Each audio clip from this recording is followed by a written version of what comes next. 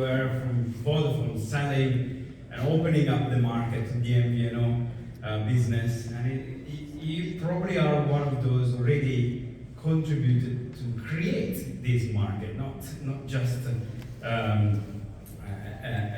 player or a minor player. You definitely gave a push to the creation of this market. So congratulations for starting it and continuing it.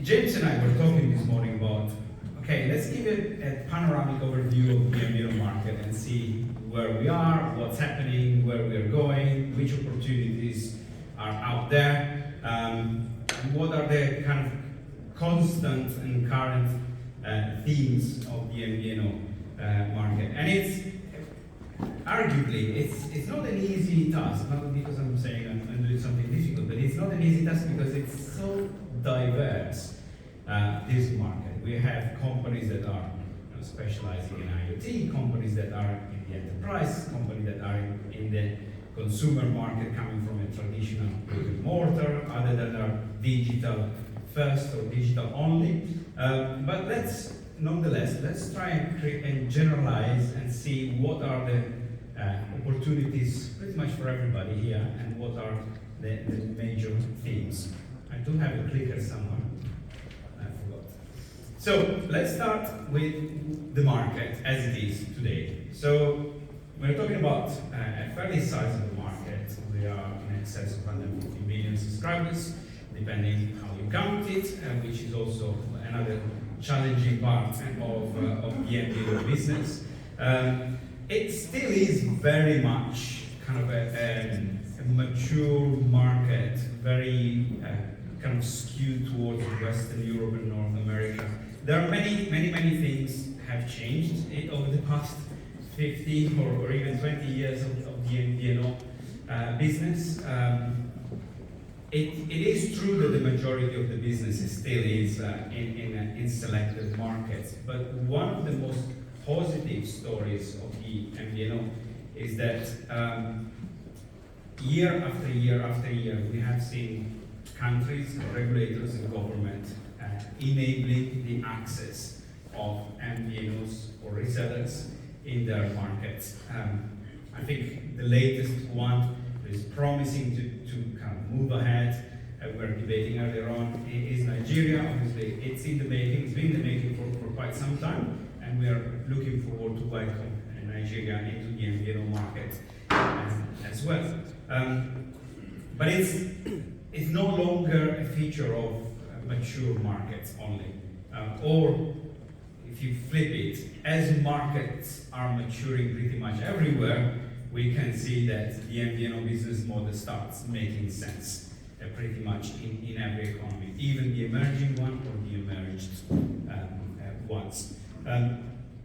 Obviously, the interesting area to focus is not just those that are opening up right now, but those that are in a way rejuvenating. So if we look at North America or the developed Asian markets, or Europe, we see a lot of refresh in the market. Refresh from traditional MVNOs, but also refresh from new brands coming into the market.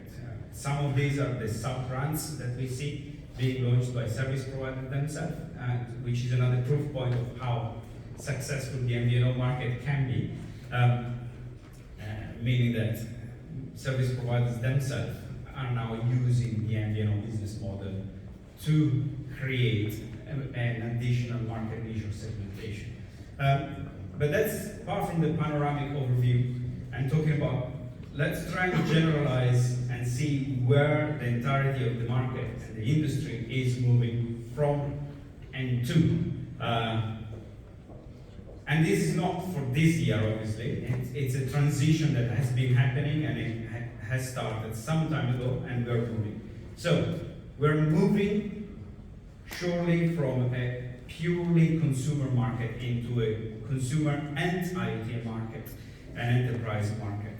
If we look at those new MVNOs that are launching or have launched over the past few years, we see a lot of activity in the enterprise and especially in the IoT. But not only enterprise, there's IoT for consumer services as well. So we are seeing either from the OEM point of view or from a pure, let's say, MVNO, if I can use this word, opportunistic point of view to tackle the opportunity that really service provider never really managed to address, which is the consumer IoT with mobility rather than Wi-Fi. Then, of course, the transition into a converged offerings. Many markets are converged. I would say, especially in mature economies, there aren't many fully converged MVNOs. There are some examples. There are some really interesting examples. Actually, we hear from some of them later on. But it's something that is still in progress, and we don't see enough of them, I would argue. I'll elaborate a little bit. And when we talk about convergence of fixed and mobile, but now fixed is taking a different kind of shape. It's not just and only DSL and fiber. When we talk about fixed market, we are also talking about FWA, which is more and more becoming a feature of the fixed access market. The other transition that we see is the pure telco MVNOs. Obviously, in the past we were thinking about where else can MVNO enter. So can one MVNO enter energy services? Can an MVNO enter financial services? Can an MVNO enter media services? Now, what we've been speculating is yes, it can, but sometimes it's easier the other way around. Can a financial institution add mobility or mobile services into their portfolio of services? Can a utility add mobile service into their portfolio of services? And all of this with the rationale of bundling and the rationale of upselling and cross-selling of a portfolio of services. The other one is not only about service provider MVNOs themselves. It's about the entirety of the market. We're really moving quite quickly away from brick and mortar into a digital only or a digital first. There are some examples of also MNOs that are doing entirely without brick and mortar. And in fact, on that one, probably some of these MNOs have been inspired by the MVNOs themselves. Meaning that some MVNOs started digital and kind of showed the way where the market should go. The other thing, and those are kind of newer, they are at the bottom because they're newer, not because they are less important, is the transition of kind of the market structure from independent MVNOs to MVNOs that are launched, run, and operated by service providers themselves, mobile operators themselves. Of course, after years of looking at the success, the agility, and in some cases the profitability of some MVNOs, mobile operators themselves have understood only too well that using the MVNO business model for their own retail operations makes a lot of sense. So we are seeing a lot of MNOs right now launching their own MVNOs. This is not new, but it's accelerating. And if you follow the market as closely as we do, you'll see that there are already more than 150 sub-brands operated by MNOs themselves, and those tend to be digital MVNOs. The final one is, so far, the MVNO business model is entirely kind of a licensed spectrum from the mobile operator. But what is changing, not in the MVNO market, but in the general kind of context of the market, is that there is more unlicensed spectrum than ever. If you look at the 6 gigahertz band, for instance, in the US, FCC has dedicated 1.2 gigahertz just one license. Europe is still debating, maybe they're splitting the upper band and the lower band. China is completely different. They're dedicated entirely to 5G. But the reality is that there is more unlicensed opportunity than ever, and there is business to be done with that in combination with license. And the other one is the shared spectrum, which kind of jumps into my next slide. So this is another thing we were debating with James this morning. It looks like, from a regulator point of view, in the past they would license 3 or 4 mobile operators and then maybe mandate access for MVNOs in the market. What is changing now is that more and more regulators are thinking, actually, let's do shared access spectrum and open up the market at the spectrum level directly and let companies enter the market and use the spectrum when they need it. In what way does this open up the opportunity for MVNOs, at least for those enterprise-oriented MVNOs and MVNEs?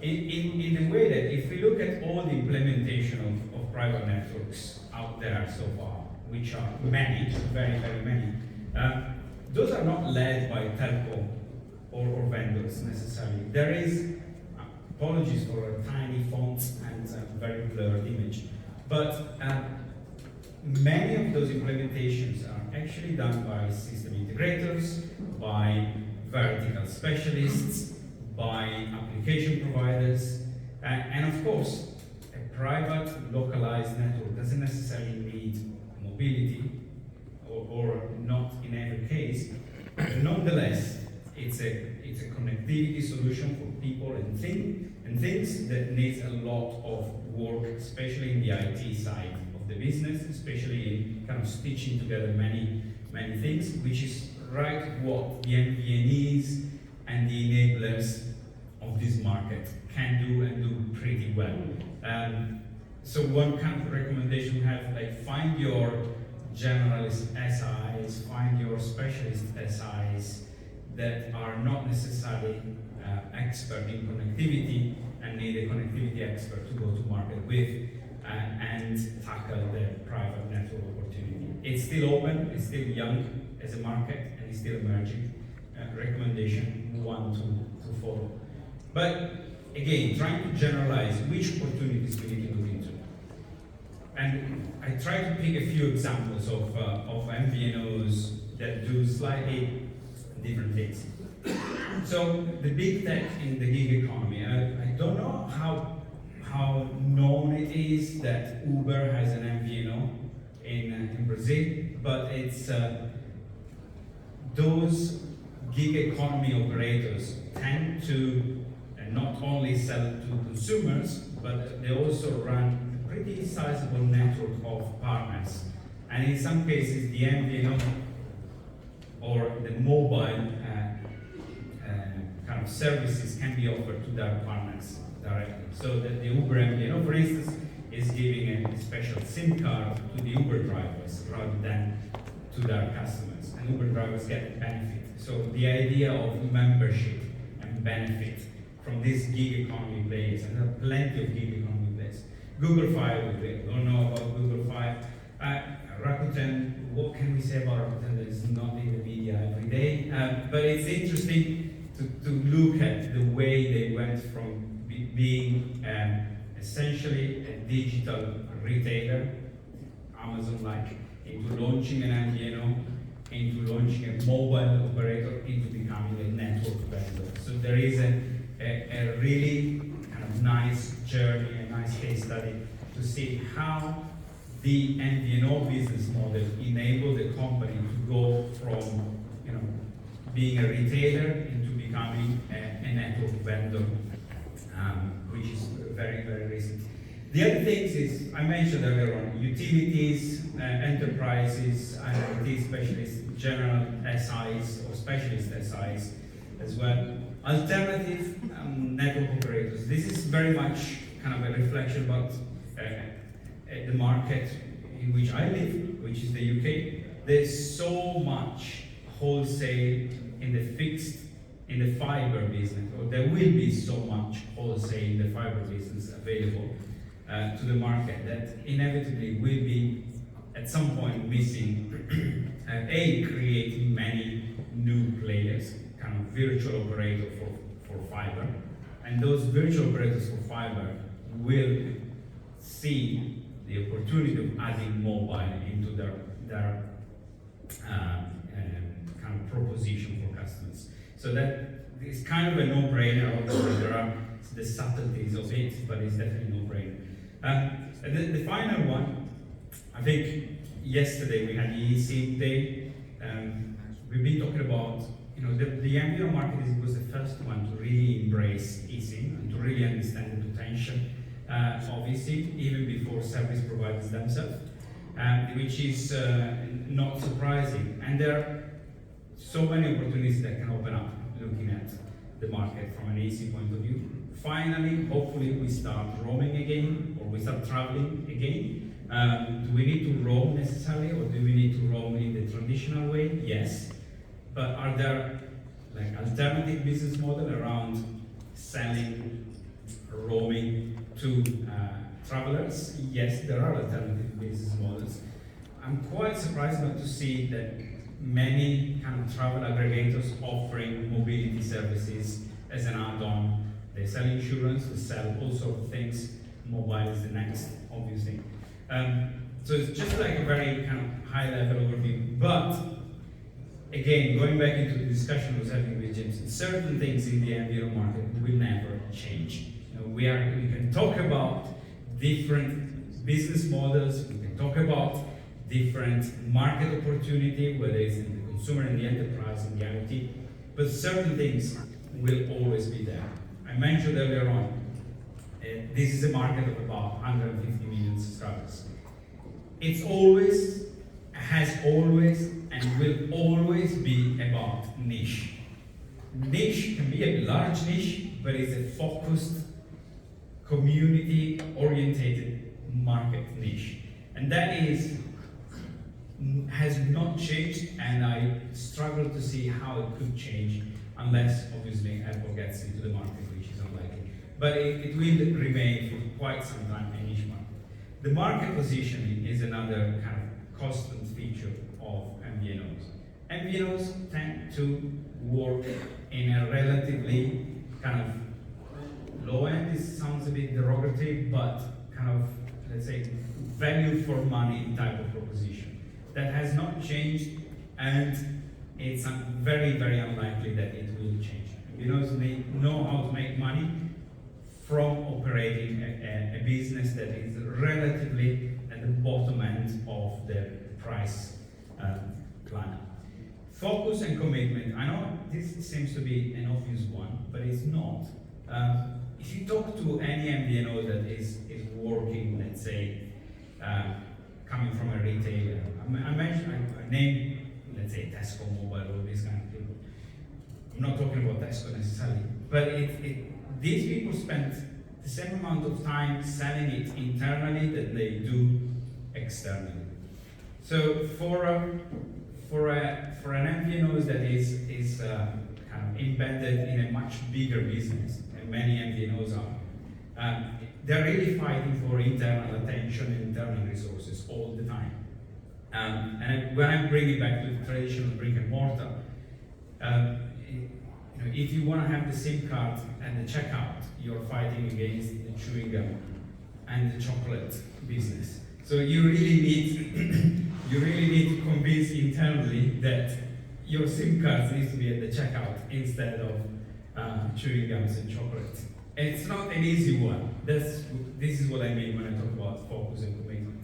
And the final one is that some people kind of paraphrase it and say, your MVNO is only as good as your contract with the host operator, which is not entirely true, but it's definitely one that needs to be there. Having a supporting host operator is imperative. Things in the MVNO market change very, very rapidly, especially in the pricing environment. Now we are going into hyperinflation pretty much everywhere, which is something unseen for many of our markets.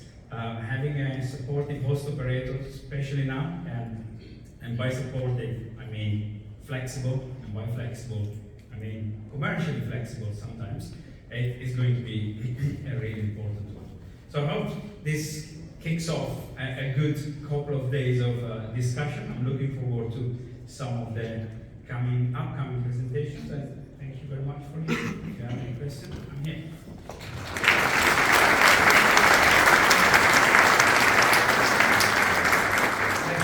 Thank you, Dario. Do we have any questions from the audience for Dario? Yeah, gentlemen, several, excellent. We'll do the gentleman at the front first.